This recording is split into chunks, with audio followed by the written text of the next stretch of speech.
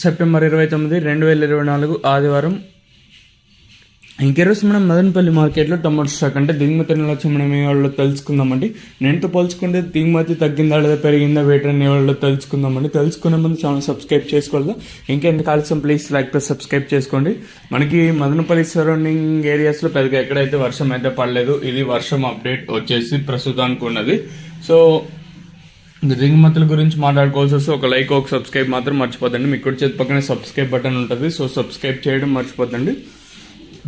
అలాగే లైక్ చేయడం మాత్రం మర్చిపోతుంది. సో ప్రస్తుతానికి దిగుమతులు అనేది ఏ విధంగా వచ్చే వీడియోలో మాట్లాడుకుందామండి. ఇక్కడ చూసుకుంటే దిగుమతి ఎంతో పోల్చుకుని అనంతపురం మార్కెట్ కూడా దిగుమతి అయితే తగ్గింది. దాంతోపాటు మన మదనపల్లి మార్కెట్లో కూడా పెద్దగా మార్పు అయితే లేదు. సేమ్ నేను వచ్చినట్లే తక్కువగానే దిగుమతులు అయితే వచ్చాయి. స్టార్టింగ్ పాతాళం అలాగే టీవీఎస్ మండీ లైన్ మొత్తం మాట్లాడుకున్నట్టు ఎవరు పెద్దగా అంటే ఎక్కువగా ఎవరికి రాలేదు. సేమ్ నేను వచ్చినట్లే తక్కువగానే దిగుమతులు అయితే వచ్చాయి. అలాగే జీపీఆర్ మండీ లైన్ మొత్తం మాట్లాడుకున్నా కూడా పెద్దగా మార్పు అయితే లేదు. 1-2 మండీలకు కొంచెం అటు ఇటుగా వచ్చాయి అంతే. మళ్ళీ మిగతా మండీలు అన్నిటికీ తక్కువగానే దిగుమతులు అయితే వచ్చాయి. మరి చూద్దాము ఈ ధరలు అనేది ఏ విధంగా వెళ్తాయి చూడాలి. సో అనంతపురం మార్కెట్ కూడా దిగుమతుల్లో పెద్దగా మార్పు అయితే లేదు. సేమ్ నెనోషన్లో తక్కువగానే దిగుమతులు అయితే వచ్చాయి.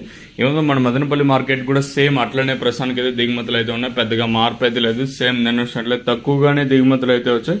పర్వాలేదు, వచ్చిన వాటిలో కొంచెం క్వాలిటీలు కూడా ఉన్నాయండి. మరి చూద్దాము ఈ ధరలు అనేది ఏ విధంగా వెళ్తాయి చూడాలి.